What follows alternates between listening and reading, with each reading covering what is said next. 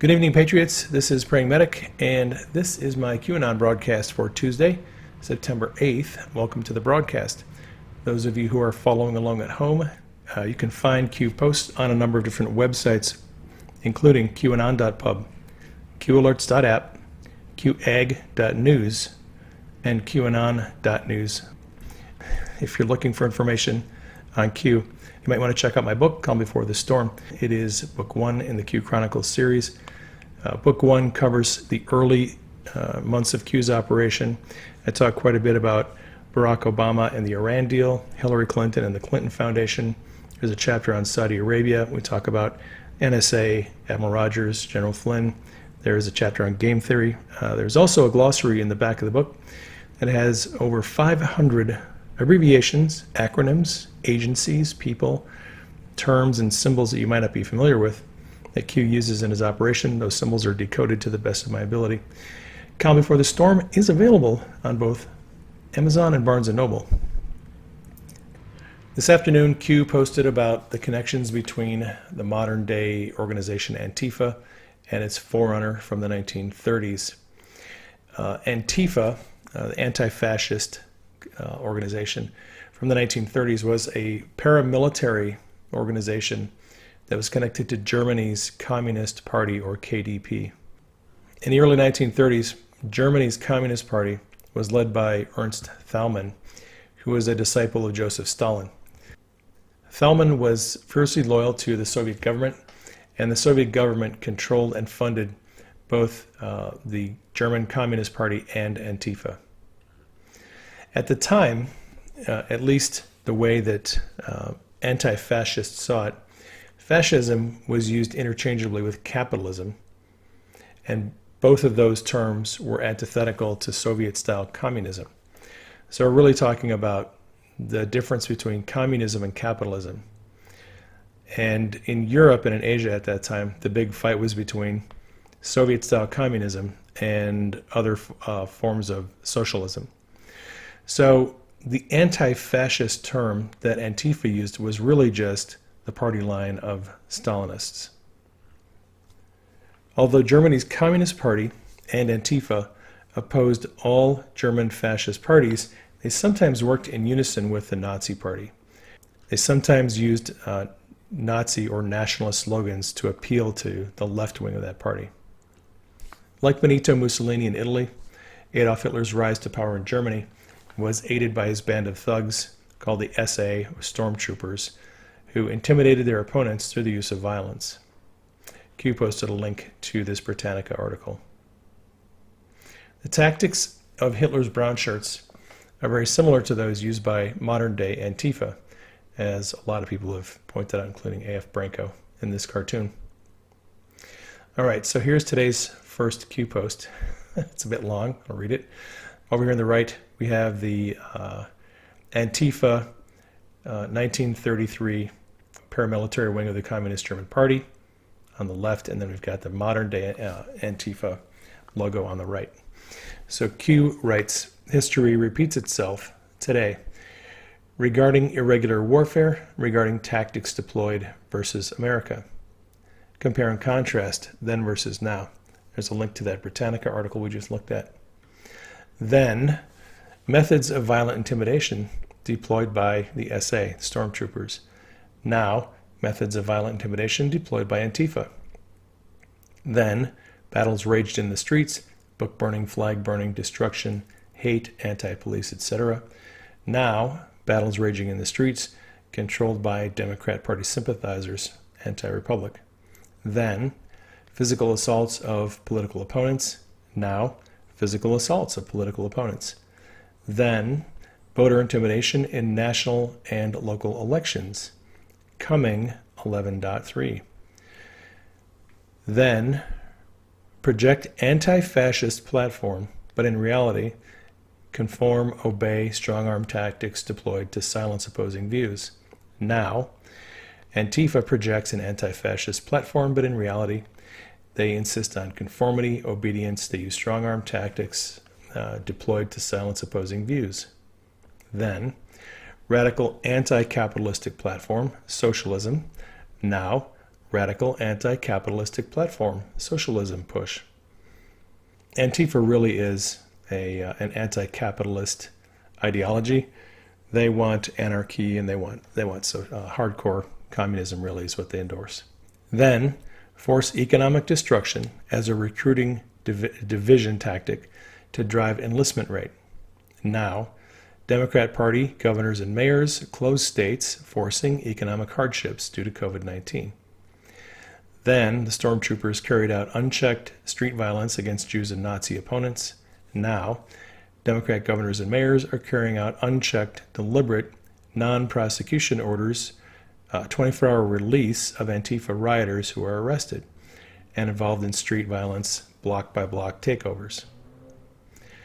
Democrat governors and mayors release violent criminals, many thousands from prison under the guise of COVID-19. Then we have an encyclopedia entry for Nazi propaganda. Look at that in just a minute. Use of propaganda by Nazi Germany. Use of propaganda by MSDNC, social media. Control of narrative, terminate opposing message, censorship, kill. George Soros history, assault on America. Ask yourself, why are the D Party leaders refusing to condemn the violence? Ask yourself, why are D Party leaders refusing to seek a unified republic? It was never about the virus and always about the election. Was a Nazi party ever truly destroyed, eradicated? Did the belief carry on, redeployed? There's a link to a YouTube video, background of George Soros, Q. All right. So the Nazi Party used propaganda to deceive the public and build support for their ideology. And what do you think the goal is of the corporate mainstream media today? Are they there to deceive the public? How is modern day propaganda disseminated? What is Operation Mockingbird? If you don't know what Operation Mockingbird is, you might want to look it up. Q wrote, was the Nazi Party ever truly destroyed, eradicated? Did the belief carry on, redeployed? Posted a link to a short clip from the film Sum of All Fears. Most people believe the 20th century was defined by the death struggle of communism versus capitalism, and that fascism was but a hiccup. Today we know better. Communism was a fool's errand. The followers of Marx gone from this earth, but the followers of Hitler are bound and thrive. Hitler, however, had one great disadvantage. He lived in a time when fascism, like a virus, like the AIDS virus, needed a strong host in order to spread. Germany was that host, but strong as it was, Germany could not prevail. The world was too big. Fortunately, the world has changed. Global communications, cable TV, the internet. Today the world is smaller, and the virus does not need a strong host in order to spread. This virus is airborne. One more thing. Let no man call us crazy. They called Hitler crazy, but Hitler wasn't crazy. He was stupid. You don't fight Russia and America. You get Russia and America to fight each other and destroy each other. Q wrote this back in 2017. Who controls the mainstream media? What does the word conspiracy mean to you? Has the word conspiracy been branded to mean something shameful in today's society? The world cannot handle the truth. This pill cannot be swallowed by most. Risk in painting this picture, the sum of all fears. Q. Why do you think the mainstream media always refers to Q as a vast conspiracy? Because they don't want you to think any of it is true. This is from March of 2018. The Nazi order, NWO, the N does not refer to new. Sum of all fears, North Korea, POTUS, hostage, threat. Disarm, set the stage, freedom, Q. One of the scenarios that they were working against the president to hold him hostage was the threat of North Korea and nuclear war. That threat has been disarmed, and we are now working toward freedom. Q followed up that message with this one. N does not refer to Nazi. The continued Nazi ideology is relevant. Events will clarify. Think subgroup. As events unfold, it does seem as if a remnant of the Nazi ideology is alive today. Who is behind it? Well, I believe it's a man who was alive during World War II and isn't bothered with feelings of guilt over his immoral activities. While hundreds of thousands of Hungarian Jews were being shipped off to the death camps, George Soros accompanied his phony godfather on his appointed rounds, confiscating property from the Jews. These are pictures from 1944 of what happened to George Soros's friends and neighbors. You're a Hungarian Jew who escaped the Holocaust by posing as a Christian. Right. And you watched lots of people get shipped off to the death camps. Right. I was 14 years old.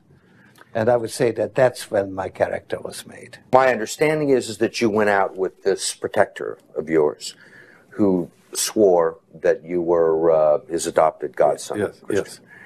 Went out, in fact, and helped in the confiscation of property from the Jews. That's right. Yes.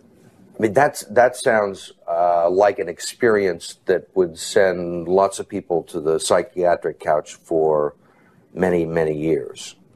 Was it difficult? Not at all. No feeling of guilt? No. For example, that I'm Jewish, and here I am watching these people go, I could just as easily be there, I should be there, none of that. There was no sense that I shouldn't be there, because that was, well, actually, funny way, it's just like in markets, that if I weren't there, of course I wasn't doing it, but somebody else would be taking it away anyhow. In other words, whether I was there or not, I was only a spectator, the property was being taken away. So I had no role in taking away that property. So I had no sense of guilt. Q posted this: they are being forced into the light for all to see. Link to a YouTube video. Keep faith in humanity. Keep faith in yourself. Light of the world. Q. Light destroys darkness. And it is only a matter of time before all of this darkness is pushed out into the light and people wake up to the truth. The video that Q linked to is titled On the Nature of Daylight, and it's just some nice music with a shadow here. I'm not going to play the entire thing, but you can go to YouTube if you're interested in listening to it.